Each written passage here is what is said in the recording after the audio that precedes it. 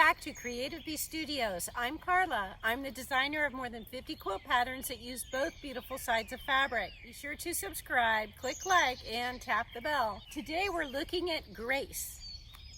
Grace is a mason jar bouquet made with both beautiful sides of one focus fabric. I hope you enjoy the outdoor lighting, the music, and I know that the sounds may be a little bit distracting, but I think there's nothing better than seeing quilts in natural lighting and in nature.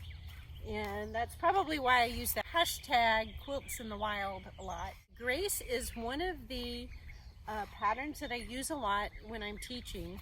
It's because you can see with these different focus fabrics and different backgrounds that there's so many options and things that every quilt looks different. And every bouquet is different. Even if two people in class are using the same focus fabric, their bouquets are different because they have a different hand in how they want their bouquet to look. You know, it has their own personal signature to it by the way they arrange their bouquets and which flowers they choose to cut out. These quilts are made with fusible applique and broderie perse. So this is my first Grace, and I used an actual mason jar to get my shape for the fusible part. So this is a template. It's a full-size template that you'll just trace, use fusible applique, very easy. And this is called broderie perse, but that's easy too because it only means you're going to cut your flowers out of your fabric motif, using the motif as your guide. So how your flowers look are going to depend on what focus fabric you choose. And so you will fuse your fabric and then cut it out. In this case, when you put your fusible on the mason jar, you'll put it on the right side of the mason jar because you want the reverse to be your lighter value and reflecting your bouquet up through the bouquet or down into the water. So when you put your fusible on your flowers, you will put it on the reverse because you want the right side of your flowers to show. Before you do any of that, you cut your binding because you don't want to have to cut your binding out of holy fabric. So you can see very easily the differences between the focus fabrics here. All very different. So let's look at some of the backgrounds. These two are very similar. I wanted to show the difference in the focus fabric more than the backgrounds. So very geometric piece down here, and these both have an accent strip of names of flowers. So then we have three long rectangles here and one accent strip that gets pieced into these two. So for this one, this is a polka dotted grunge. It's one long piece here. This is a very hard to see. It's just a white with a white on white stripe. Very small, like a pinstripe almost. You will sew these two together, cut them apart horizontally, and insert the accent strip. In this case, it's a mottled pink reverse. So the mottled pink on the right side was a little too much for this flower. It was pulling my eye too much. The accent strips should help add interest to your quilt and pull your eye through, but they don't need to become the focus. So in this case, I flipped it over and reversed it, and you can decide that after you've cut them. And this is another rectangle. It's a blue and white mottled fabric that I also reversed. And below it is a miniature floral. It's a white fabric with a blue floral on it. So that completes the top half. You put the two together and your background's ready to go. On this one, these fabrics are the same, but up here I used a K facet, really bold fabric, but reversed it.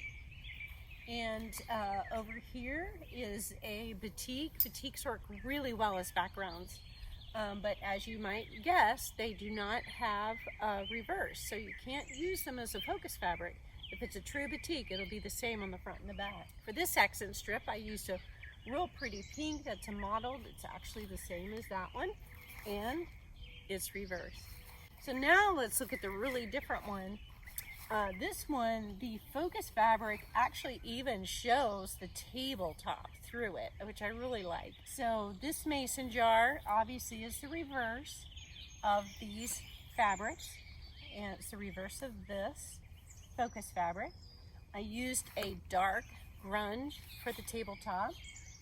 This actually says flowers. It has flower words all over it. It's pink and white, and it's actually in the same collection as this focus fabric. So that was kind of fun to be able to use one from the collection.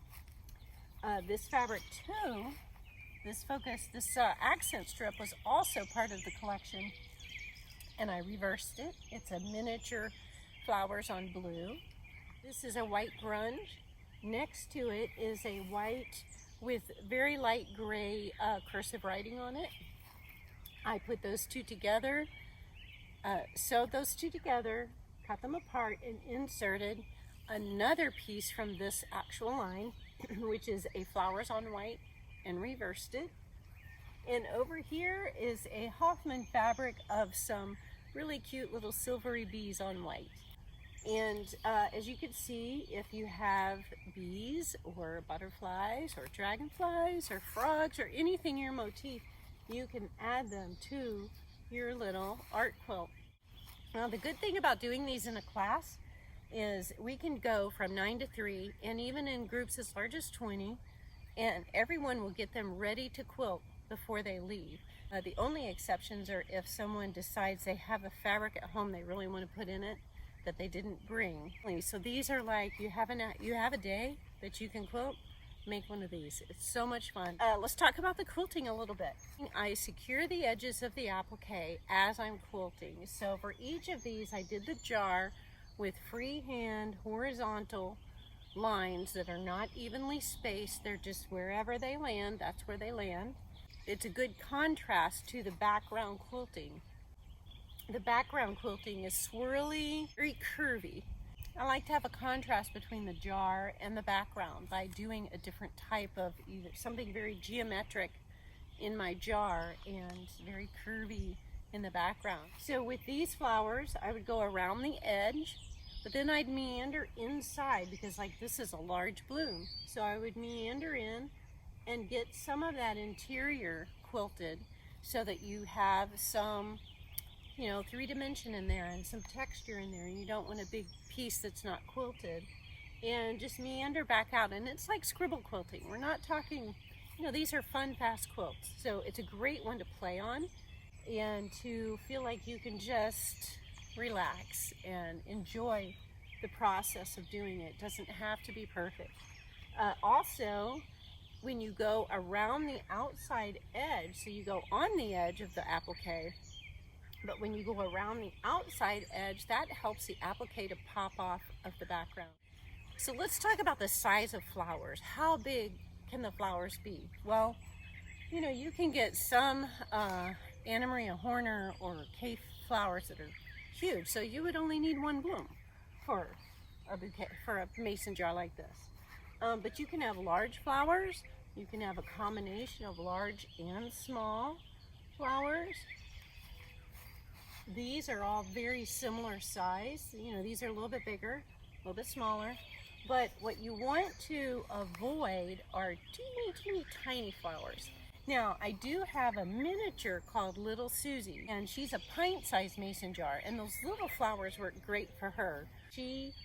In that one, you can use smaller blooms because you don't have to have as many. Let's see if I could do this. Each of these has the prairie point hanging method. And so you can see how you can just quickly put prairie points on here before you turn your binding and make a few stitches below, and your quilt is ready to hang with the last stitch of your binding. Be sure to see my video about prairie points. Let's see. Oh, I hope you've noticed my t-shirt. This is one of many of the shirts in my line in my Etsy shop, and this one says Quilt Love, has a little flower on it, a little heart at the end of the word love, and they're very comfortable. These are Bella canvas These are the 3001 crew neck t-shirts, but I also have a new collection going up daily of the same designs and new ones in a crew neck t-shirt. So if you are a fan of the crew neck t-shirt, be sure to check those out. All of these links will be in the description below. Be sure to subscribe, click like, and tap the bell. Bye-bye. But well, hello, Mr. B. Hello, Mr. B. Hi, Phoebe. You're my bee. So Phoebe's the bee. There goes Lord Stanley.